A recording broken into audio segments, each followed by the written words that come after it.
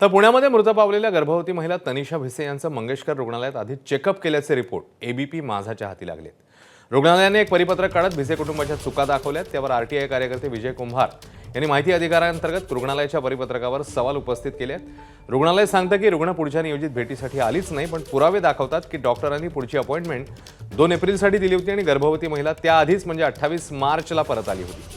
मग 22 मार्चची अपॉइंटमेंट चुकवल्याचं का सांगितलं जात आहे असा सवाल कुंभार यांनी उपस्थित केलाय।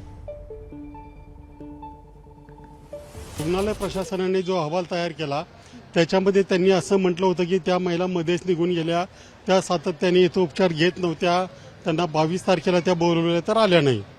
परंतु त्या महिलेची जी काही रुग्णाची पत्र आहेत किंवा कागद आहे त्याच्यावरून हे स्पष्ट होतंय की त्या महिलेला 15 तारखेला तिथे ट्रीट करण्यात आलं, त्यांचं तपासणी करण्यात आली, नॉर्मल आहे असं दाखवलं आणि पुन्हा त्यांनी बोलवलं होतं। त्या पत्रावरच उल्लेख आहे 2 एप्रिलला, म्हणजे 22 मार्चला जे बोलवलं परंतु आलेल्या नव्हत्या त्या, असं जे रुग्णालय प्रशासन म्हणतंय ते पूर्णपणे चुकीचं आहे। एबीपी माझा, उघडा डोळे बघा नीट।